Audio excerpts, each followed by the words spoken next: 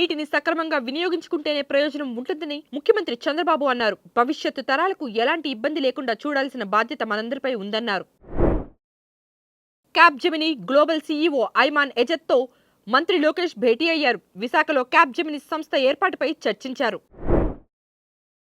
AP ఉపసభాపతి Raghuramakrishnaraju custodial torture కేసులో IPS అధికారి సునీల్ నాయక్ నేటి విచారణకు హాజరు కాలేదు. ఈ నెల 9 వరకు విచారణకు హాజరు కావాలని ఉన్నత న్యాయస్థానం ఆదేశించింది. నెట్ఫ్లిక్స్ ను హైదరాబాద్ కు ఆహ్వానిస్తున్నట్లు ముఖ్యమంత్రి రేవంత్ రెడ్డి తెలిపారు. హైదరాబాద్ అన్ని అవకాశాలను కల్పిస్తుందని, తమ ప్రభుత్వం అన్ని విధాలుగా సహకరిస్తుందని చెప్పారు.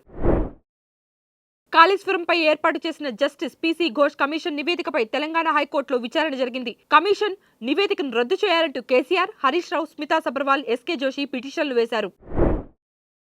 విపక్షాలు ప్రవేశపెట్టిన అవిశ్వాస తీర్మానం వీగిపోయిన నేపథ్యంలో గురువారం లోక్సభ స్పీకర్ ఓం బిర్లా స్పందించారు. అమెరికా ఇజ్రాయెల్తో చేస్తున్న యుద్ధాన్ని ముగించేందుకు ఇరాన్ ముందుకు వచ్చింది. కానీ 3 షరతులు విధించింది. ఈ మేరకు ఇరాన్ అధ్యక్షుడు మసూద్ ఎక్స్ లో పోస్ట్ చేశారు. జమ్మూ కాశ్మీర్ మాజీ సీఎం ఫరూక్ అబ్దుల్లాపై హత్యాయత్నం జరిగిన సంగతి అందరికీ తెలిసిందే. వివాహ వేడుకకు హాజరైన ఆయనపై ఓ వ్యక్తి పాయింట్ బ్లాంక్ రేంజ్ లో కాల్చేందుకు యత్నించాడు. పశ్చిమాసియాలో యుద్ధ జ్వాలలు ఇంకా రగులుతూనే ఉన్నాయి. ఇరాన్ పై అమెరికా, ఇజ్రాయెల్ భీకర స్థాయిలో దాడులు చేస్తున్నాయి. భవిష్యత్తులో క్రియేటివిటీ హబ్ గా హైదరాబాద్ నిలుస్తుందని ప్రముఖ నటుడు రానా దగ్గుబాటి అన్నారు. హైటెక్ సిటీలో నెట్ఫ్లిక్స్ కు చెందినటువంటి ఐలైన్ స్టూడియోస్ కార్యాలయాన్ని సీఎం రేవంత్ రెడ్డి గురువారం ప్రారంభించారు.